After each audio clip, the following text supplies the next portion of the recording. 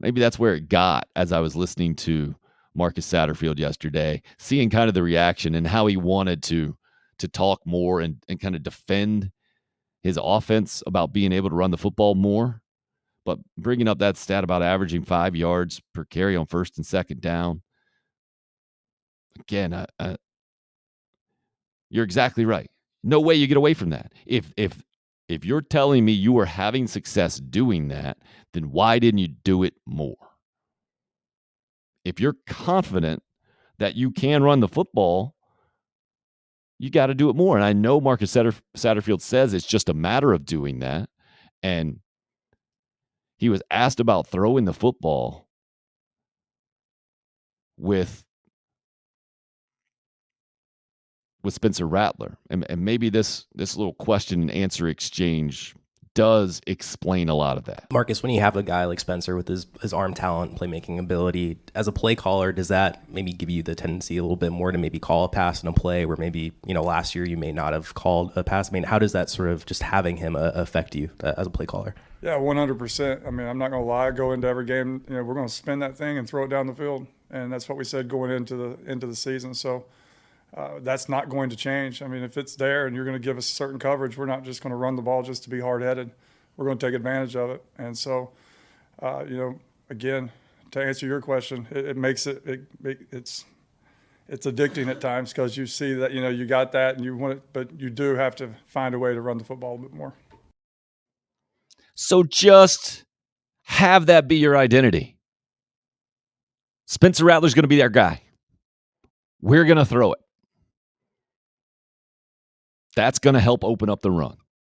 Why not just say that? Why not be that team? To me, that's not an admission that you don't believe in your offensive line or running backs. I mean, are you scared of guys transferring out? I don't get it. Have you not said that on the recruiting trail, maybe?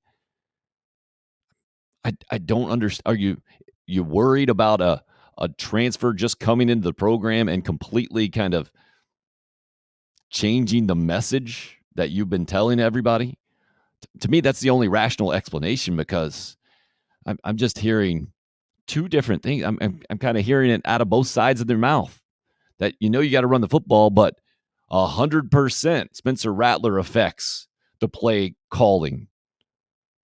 And that's why I ended up putting this together, because after hearing all the Marcus Satterfield comments yesterday, there were several almost direct conflicts in some of those answers.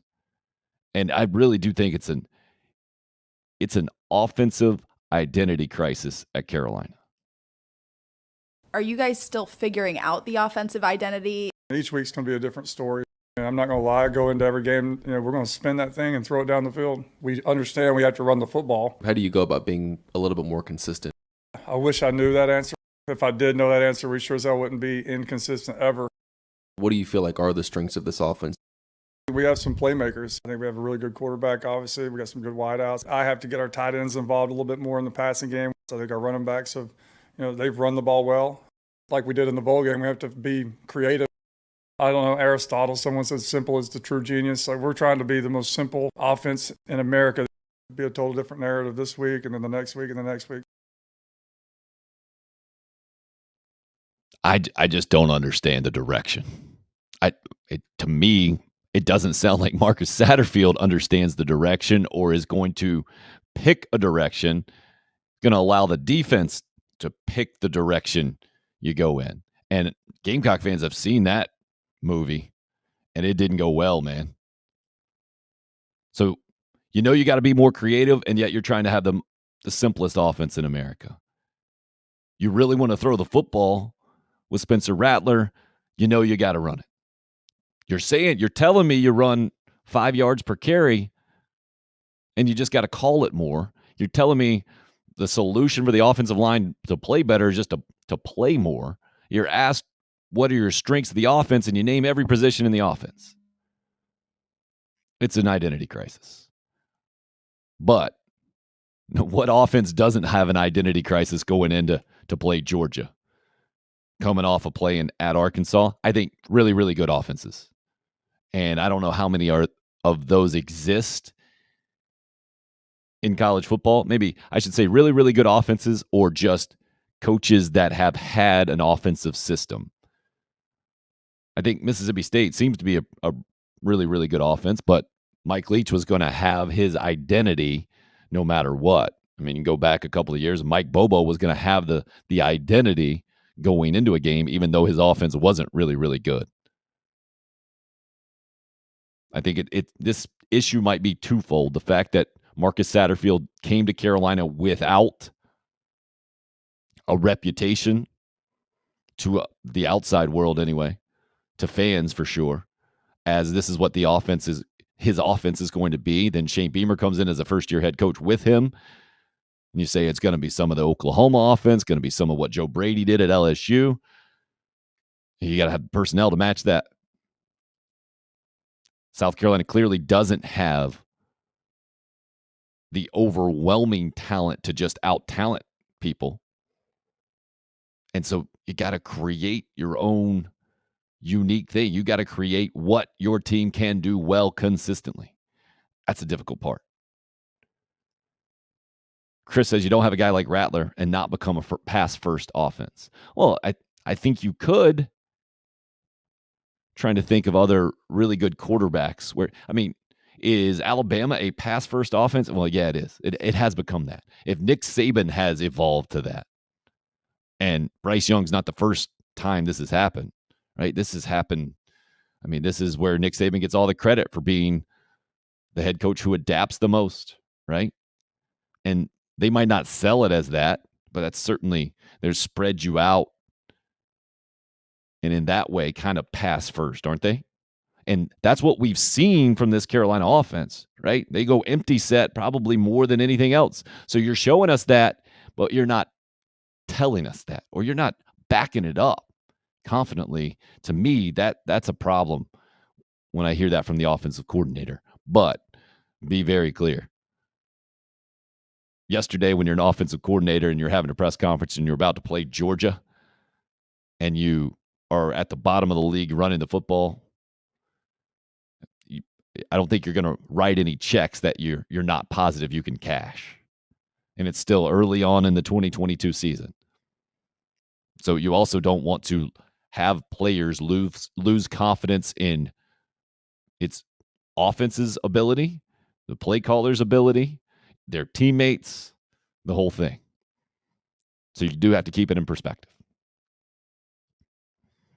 The rushing yards on third down, Roger says, a different animal than first and second. It requires a toughness Carolina hasn't shown yet, primarily toughness on the offensive line.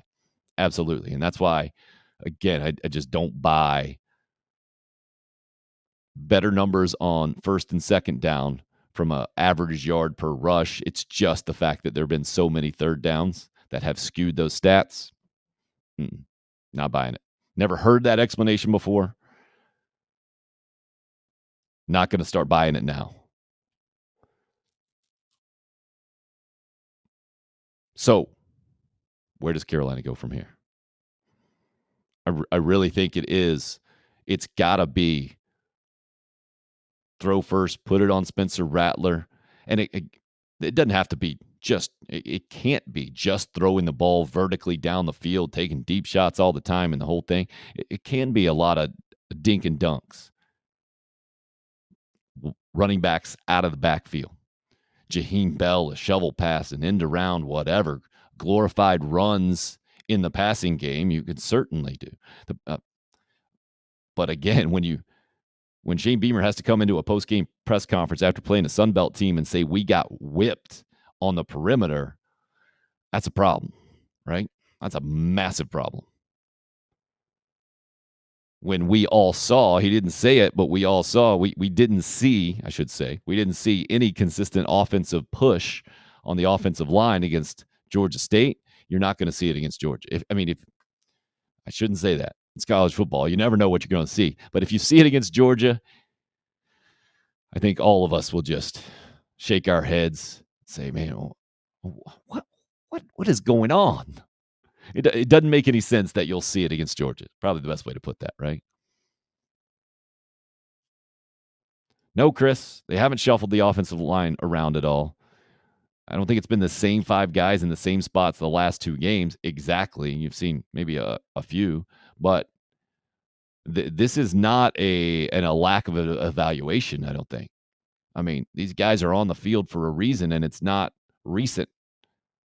Clearly, they're showing something in practice that the frontline guys are better than the guys behind them.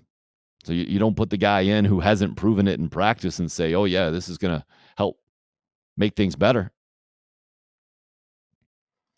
Bottom line from the Tonester, doesn't it all come back for us needing to have a better offensive line that would spell more successful runs, more time for Rattler to pass, and more rest for the defense? It's a good question, but when I hear from a guy who played in the NFL like Corey Miller say, hey, just go up tempo. Just go some tempo, man. Move that thing. Tennessee doesn't have a great offensive line, and they're able to have a bunch of offensive success. And I think we all know that one's a pass-first offense, right? That how much is that of that offense is on the quarterback?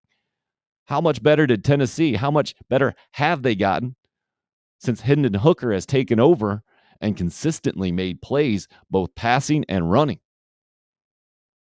Maybe you just don't want to have to say that at South Carolina. Say, Spencer Rattler's going to be our guy.